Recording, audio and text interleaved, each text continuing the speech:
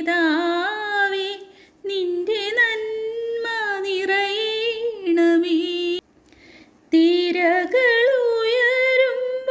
തീരം മങ്ങുമ്പോൾ തോണി തുഴഞ്ഞു തളരുമ്പോൾ, തിരകളുയരുമ്പോൾ തീരം മങ്ങുമ്പോൾ തോണി തുഴഞ്ഞു തളരുമ്പോൾ, മറ്റാരുമാരുമില്ലാശ്രയം നിൻ വാതിൽ മുട്ടുന്നു ഞങ്ങൾ, തുറക്കില്ലേ വാതിൽ മുട്ടുന്നു ഞങ്ങൾ, തുറക്കില്ലേ. രാജാക്കന്മാരുടെ രാജാവേ നിന്റെ രാജ്യം വരേണമേ. നേതാക്കന്മാരുടെ നേതാവേ നിന്റെ നന്മ നിറയണമേ. അധ്യായം 4. അനന്തരം പിശാചിനാൽ പരീക്ഷിക്കപ്പെടുന്നതിന് യേശുവിനെ ആത്മാവ് മരുഭൂമിയിലേക്ക് നയിച്ചു. യേശു 40 ദിനരാത്രങ്ങൾ ഉപവസിച്ചു. അപ്പോൾ അവന് വിശന്നു. പ്രലോഭകൻ അവനെ സമീപിച്ചു പറഞ്ഞു, നീ ദൈവപുത്രനാണെങ്കിൽ ഈ കല്ലുകൾ അപ്പമാകാൻ പറയുക. അവൻ പ്രതിവചിച്ചു, മനുഷ്യൻ അപ്പം കൊണ്ട് മാത്രമല്ല ദൈവത്തിൻ്റെ നാവിൽ നിന്ന് പുറപ്പെടുന്ന ഓരോ വാക്കുകൊണ്ടുമാണ് ജീവിക്കുന്നത് എന്ന് എഴുതപ്പെട്ടിരിക്കുന്നു. അനന്തരം പിശാച് അവനെ വിശുദ്ധ നഗരത്തിലേക്ക് കൂട്ടിക്കൊണ്ടുപോയി ദേവാലയത്തിൻ്റെ അഗ്രത്തിൽ കയറ്റി നിർത്തിയിട്ട് പറഞ്ഞു, നീ ദൈവപുത്രനാണെങ്കിൽ താഴേക്ക് ചാടുക. നിന്നെക്കുറിച്ച് അവൻ തൻ്റെ ദൂതന്മാർക്ക് കൽപ്പന നൽകും. നിന്റെ പാദം കല്ലിൽ തട്ടാതിരിക്കാൻ അവർ നിന്നെ കൈകളിൽ താങ്ങിക്കൊള്ളും എന്ന് എഴുതപ്പെട്ടിരിക്കുന്നു. യേശു പറഞ്ഞു, നിന്റെ ദൈവമായ കർത്താവിനെ പരീക്ഷിക്കരുത് എന്നുകൂടി എഴുതപ്പെട്ടിരിക്കുന്നു. വീണ്ടും പിശാച് വളരെ ഉയർന്ന ഒരു മലയിലേക്ക് അവനെ കൂട്ടിക്കൊണ്ടുപോയി. ലോകത്തിലെ എല്ലാ രാജ്യങ്ങളും അവയുടെ മഹത്വവും അവനെ കാണിച്ചുകൊണ്ട് അവനോട് പറഞ്ഞു, നീ സാഷ്ടാംഗം പ്രണമിച്ച് എന്നെ ആരാധിച്ചാൽ ഇവയെല്ലാം നിനക്ക് ഞാൻ നൽകും. യേശു കൽപ്പിച്ചു, സാത്താനെ ദൂരെ പോവുക.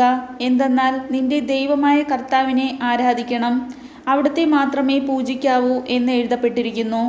അപ്പോൾ പിശാച് അവനെ വിട്ടുപോയി. ദൈവദൂതന്മാർ അടുത്തു വന്ന് അവനെ ശുശ്രൂഷിച്ചു. യോഹന്നാൻ ബന്ധനസ്ഥനായെന്ന് കേട്ടപ്പോൾ യേശു ഗലീലയിലേക്ക് പിൻവാങ്ങി. അവൻ നസ്രത്ത് വിട്ട് സെബുലൂണിൻ്റെയും നഫ്താലിയുടെയും അതിർത്തിയിൽ സമുദ്രതീരത്തുള്ള കഫർനാമിൽ ചെന്നു പാർത്തു. ഇത് ഏശയ്യാ പ്രവാചകൻ വഴി അരുളി ചെയ്യപ്പെട്ടത് നിവർത്തിയാകാൻ വേണ്ടിയാണ്. സമുദ്രത്തിലേക്കുള്ള വഴിയിൽ ജോർദാൻ്റെ മറുകരയിൽ സെബുലൂൺ നഫ്താലി പ്രദേശങ്ങൾ, വിജാതീയരുടെ ഗലീലി. അന്ധകാരത്തിൽ സ്ഥിതി ചെയ്തിരുന്ന ജനങ്ങൾ വലിയ പ്രകാശം കണ്ടു. മരണത്തിൻ്റെ മേഖലയിലും നിഴലിലും വസിച്ചിരുന്നവർക്കായി ഒരു ദീപ്തി ഉദയം ചെയ്തു.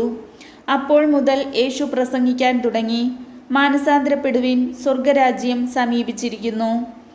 അവൻ ഗലീലി കടൽ തീരത്ത് നടക്കുമ്പോൾ കടലിൽ വലവീശിക്കൊണ്ടിരുന്ന 2 സഹോദരന്മാരെ കണ്ടു. പത്രോസ് എന്ന് വിളിക്കപ്പെടുന്ന ശിമയോനെയും സഹോദരൻ അന്ത്രയോസിനെയും. അവർ മീൻപിടുത്തക്കാരായിരുന്നു. അവൻ അവരോട് പറഞ്ഞു, എന്നെ അനുഗമിക്കുക, ഞാൻ നിങ്ങളെ മനുഷ്യരെ പിടിക്കുന്നവരാക്കും. തൽക്ഷണം അവർ വലകൾ ഉപേക്ഷിച്ച് അവനെ അനുഗമിച്ചു. അവർ അവിടെ നിന്ന് മുന്നോട്ട് നീങ്ങിയപ്പോൾ വേറെ 2 സഹോദരന്മാരെ കണ്ടു, സെബദീപുത്രനായ യാക്കോബും സഹോദരൻ യോഹന്നാനും. അവർ പിതാവുമൊത്ത് വഞ്ചിയിലിരുന്ന് വല നന്നാക്കുകയായിരുന്നു. അവരെയും അവൻ വിളിച്ചു. തൽക്ഷണം അവർ വഞ്ചി ഉപേക്ഷിച്ച് പിതാവിനെയും വിട്ട് അവനെ അനുഗമിച്ചു. അവൻ അവരുടെ സിനഗോഗുകളിൽ പഠിപ്പിച്ചും രാജ്യത്തിൻ്റെ സുവിശേഷം പ്രസംഗിച്ചും ജനങ്ങളുടെ എല്ലാ രോഗങ്ങളും വ്യാധികളും സുഖപ്പെടുത്തിയും ഗലീലി മുഴുവൻ ചുറ്റി സഞ്ചരിച്ചു. അവൻ്റെ കീർത്തി സിറിയയിലെങ്ങും വ്യാപിച്ചു. എല്ലാ രോഗികളെയും വിവിധ വ്യാധികളാലും വ്യഥകളാലും അവശരായവരെയും പിശാചുബാധിതർ, അപസ്മാര രോഗികൾ, തളർവാദക്കാർ എന്നിവരെയും അവർ അവൻ്റെ അടുത്ത് കൊണ്ടുവന്നു. അവൻ അവരെ സുഖപ്പെടുത്തി. ഗലീലി, ദെക്കാപോളിസ്, ജെറുസലേം, യൂദയ, ജോർദാൻ്റെ മറുകര എന്നിവിടങ്ങളിൽ നിന്ന് വലിയ ജനക്കൂട്ടങ്ങൾ അവനെ അനുഗമിച്ചു. കർത്താവിൻ്റെ വചനം.